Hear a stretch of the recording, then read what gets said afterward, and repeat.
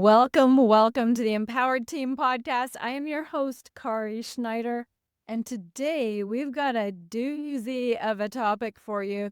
It's all about top dog or underdog, the power of your place in the pack. I don't know what you want, whether you want to be the worst player on the championship team or the best player on the team that never wins. But it matters where your position is in that group as to the pressures, how you perform. It's not just a hypothetical, it's in your skill, your contribution, the perceived value of yourself and how others perceive you. And it shapes your motivation, your identity, and also the direction, the trajectory you're going to be able to go in whatever you're trying to be successful in. So let's dive in, because the takeaways are going to be great. We're going to go for 3 main takeaways. Number 1, where you stand in your group shapes how you grow. This is important. It's going to shape what your future looks like. Number 2, status is not the same as success. So where you are in that status, that doesn't mean you're successful or not successful. And number 3, there's power in knowing your position. It's not just knowing your position in a group, it's also how you use that position, because you can have advantages the more you know about the benefits or problems with that particular position. All right, you ready? Let's go. Okay, so to you, if you ask yourself that question right away, which is better, being the weakest link, being the top dog, being the strongest person on a great team or an average team, but you're the best? So is it better to you to be the best of the worst or the worst of the best? What does it mean to you? And just whichever your preference is, that alone is going to shape how you perform and what you really want and the trajectory you want to go because of what you perceive about each particular role. Here's a little nugget though. I think this is really important. Research shows that if you are around high performers, that alone boosts your performance by 15%. So does that mean you should be the worst of the best? Maybe, maybe not. I'm going to dive into the research to help you figure out whether you want to be around those high performers to have that increased boost of 15%, and what are the drawbacks by having that. So we're going to look at a couple of different cases, being the weakest link on the elite team or being the star on a potentially mediocre team. I don't know. Which is it? I'm going to tell you first about Raina, my oldest daughter. She was playing soccer as a really young one, and I used to coach her as a 4-year-old and 5-year-old, these little tots running around. I used to call it amoeba ball because it was like the nucleus and then all the little players walking around the nucleus like an amoeba or like a cell. And I thought that was just the cutest thing ever, and they were awesome. But she liked it. She liked sitting in the grass and picking grass. She liked running around with her friends and didn't really care about the game as much as just enjoying herself. Now, as the years went by, she played, and we had gone to Turkey and lived in Turkey. And when she was there, she played a little bit, but not much. And when she came back from Turkey, we're back in Canada, I put her on a rec league. And she was really well conditioned. She'd been running, so she could outrun most of the other players. And I called that level of soccer boot it ball, because the parents would be yelling at the kids to boot it, boot it. And the kids would then in turn kick the ball, and whoever could kick the ball the hardest and make it go the farthest, everybody thought was the best player. But for me, watching that, I felt like my eyes were bleeding. I could barely stand watching it because I was accustomed to a far higher level of strategy and tactics. And she was enjoying herself, but when asked, would you like to try out for a better team, she was pretty hungry for that. She was very interested. And on the rec team, she was at a space where she was quite literally booting the ball. And because players didn't know where to be at any given time, she'd end up running so hard and being so much fitter than the other ones that she'd go and receive her own pass after she booted it. So it It was not functional, great sport by any means, but it was fun for the kids and the parents were all into it. But I put her to a team. I gave her the opportunity, and she got to try out with a club team. And this was a competitive team, and they were looking to move up in their tiers. And when she tried out, I could see immediately that she was not nearly as skilled as the other players.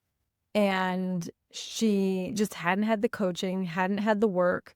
And I knew that there was a pretty good shot that she'd get cut from that team. And as time went by and they did all the tryouts, I ended up talking to the coaches. I said, listen, I know you may cut her, but if you do keep her, she's a hard worker. So, you make your call. And they ended up keeping her. And I remember talking to her and just saying, hey, nobody, you may not have the skills that the rest of the team has. And the coaches had already told her that she likely wouldn't play very much at all. She'd be more of a practice player. She might play a tiny bit. And I said to her, if you don't enjoy this, you don't need to stay on this team. We don't need to do this. But as long as you do enjoy it, there's an expectation that you're going to work hard in your role, and that will help you gain the skills that you don't currently have. And she agreed that she was willing to work really hard and be with the team, and knew that she wasn't going to play a whole lot, although she really, really wanted to play. And she worked hard and she earned that spot on the team. And even though she didn't play very much, she'd get 5 minutes here, 5 minutes there, and that was hard on her confidence. She was growing so much by being around better players. And you've heard me tell this story before, if you've been a long-time listener, that ultimately she ended up working her way through that team, becoming a player who played more often, and eventually most of those girls on that team went on with different coaches, but went on to move up to the top level in the league. And they were complete underdogs. Nobody took them seriously. The whole team was an underdog. And she moved her way up in that team to eventually be captain of the team and starting and playing all the games. So the story is one of being among the worst of the best, and then becoming one of the best in the group, but they were all fairly equal by that point. There was a real well-rounded team once they worked their way up.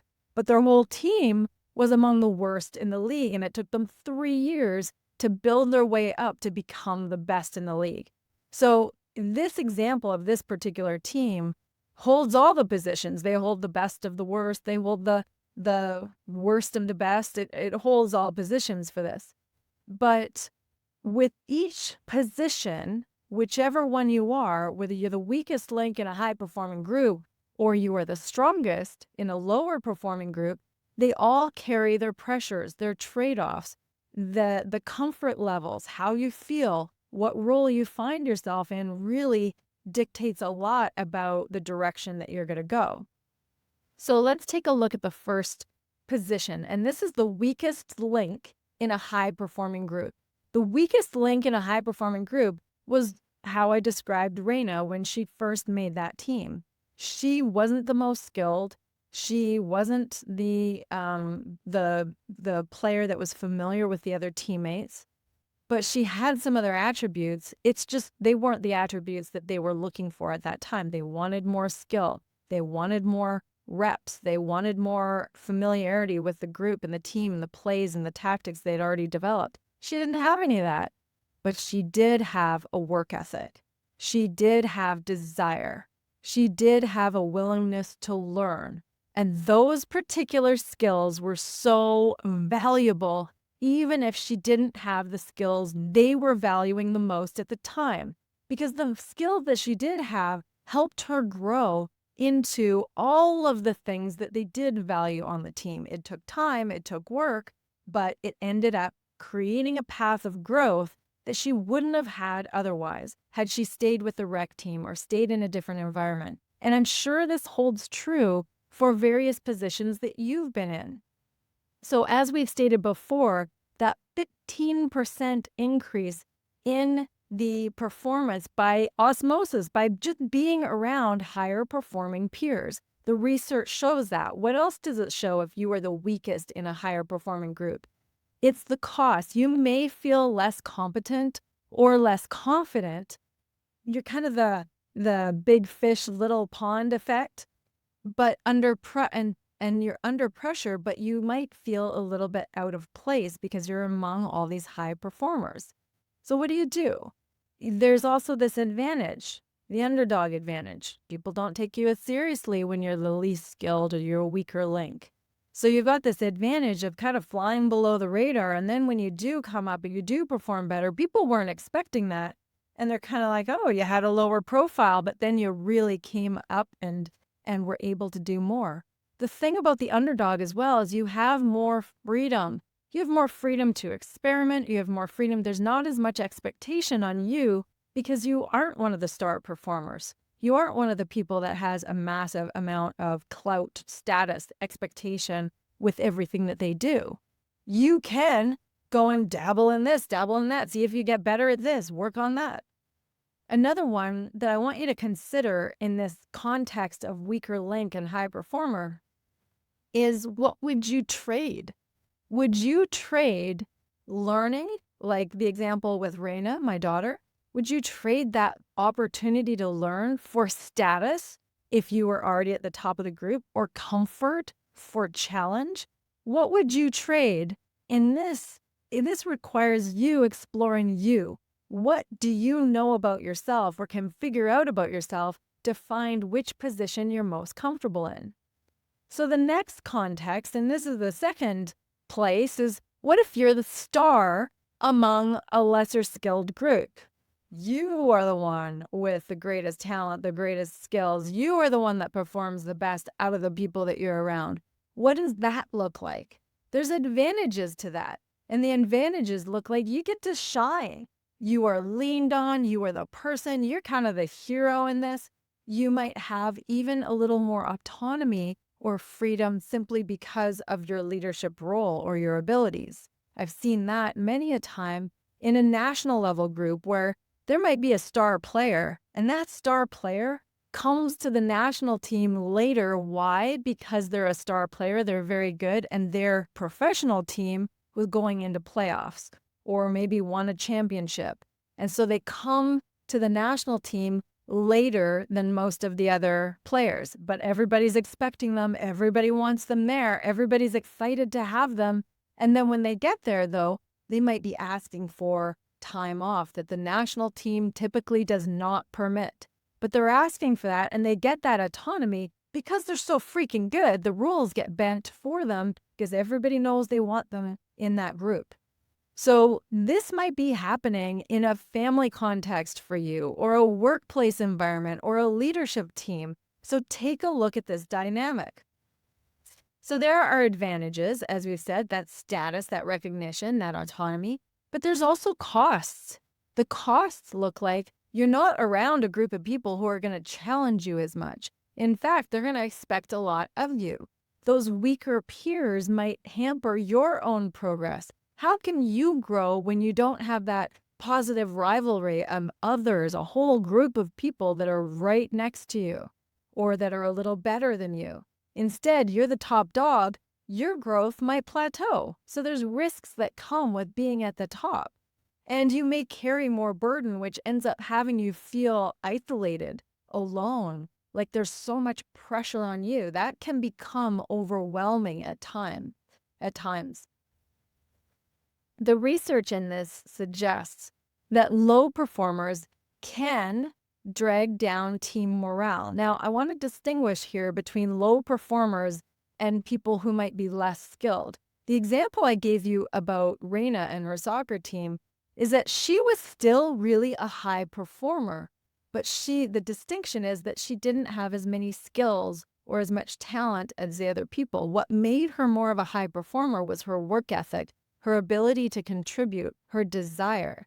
So if those are lacking and the team that you end up being a star player in has low performance, or they're not contributing in other ways, then that tends to pull down team morale. Those low performers who don't have the desire, don't have the work ethic, and are low skilled can pull down team morale. Now imagine they could also be high skilled and have a lot of talent and ability, but have low work ethic and low desire. And guess what? That's going to pull down the team morale too. So distinguish what is actually going on. And when you can get that clarity, then you know exactly what to work on, whether you are putting together a team, what you have to do to adjust the players, or whether you're a person on that team or in that group and how your place influences the rest of the group or your own progress. What does that look like? When you're the star in a less skilled team, sometimes that position or that self-concept feels really good, but you may not be tested enough. And again, is that you're the big fish in the little pond and you don't quite have the ability to swim further or do more. So for you, and this is the reflection point, if you're in this spot and you are that more skilled or that big fish in the little pond, what is your ambition? Is this environment pushing you enough, or do you feel compelled to do something more? I know for me personally that if I am the star player or the person presenting or teaching or things like that, I love to teach. I love to contribute. I love to provide value and educate and help others and coach and bring them through and help instigate transformation. I absolutely adore those things. However, if I'm in an environment like that too long, where I'm the person who knows the most in that particular context, or am not challenged enough by questions, then I get bored really fast. I have to put myself into groups where I am not the smartest person in the room. I may be able to provide value and contribute, but I like being around other people who have massive skill or intelligence or talents in other ways that really stimulate me to grow. I admire that. I love being around that. So although I love being able to be the top dog in an environment, that bores me pretty quickly. I love more to be in environments where I'm around people who challenge me or they're better at a whole bunch of things than me. That's what my personal position is for me. And I know how it works in my life and how it serves me to grow. I really love that. But for you, know that what you may want more of a comfort position. You may want to stay in a top position and maintain that. And you may want to grow your skills. Either way is fine, but when you can recognize it in yourself, it's the ability to create more fulfillment in yourself by knowing what you want and how your positioning among other humans can create what you want. So that's an important thing. So if we overhaul that, we give a bit of an overview, I should say. If your role is the weakest on an elite team, your possible advantages are growth, access to high culture, learning, less expectation to carry. Low potential pitfalls, though, are low status, confidence issues, feeling like you're out of depth. Now, if your role is the best on, let's say, an average group or the group, but you're the best in that group, there are advantages to that too. The advantages being the recognition, the status, the leadership, the autonomy, that, star position. Whereas those pitfalls come in pretty hard too. Fewer challenges, risk of stagnation, really getting stale. Weaker team may limit your success. It may pull down your morale as well if you're finding that they just don't have anything to bring the group ahead. It's more on you. So reflect on these team dynamics.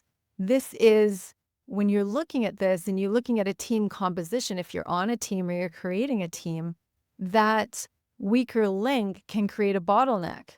That bottleneck can bring down team morale or team progress or productivity. Keep those things in mind. I think of leadership teams that I work with in a corporate environment, and sometimes what happens there is that the leader of a department is one of the people on the leadership team. So you've got multiple of those leaders of departments, and they are basically the best of their group because they're the leader on their particular department. So they're really well-rounded in their abilities in being able to lead their department. But when they're on a leadership team, they're peers. They're almost like equals on that leadership team. However, depending on what the emphasis is in the company, one of the people in the leadership team might have more emphasis than another. So they almost end up trading roles where one person ends up being more important, not necessarily best or weakest, but more important based on the context. So that's a little bit of a different description with what I see on a leadership team. It's more of a, we're all among the best of what we do. And instead of shifting as who's the best, we're shifting as who has the most emphasis because of the needs of the company right now. And that ends up being the question instead of the positioning for yourself. And that's more of a big picture team positioning.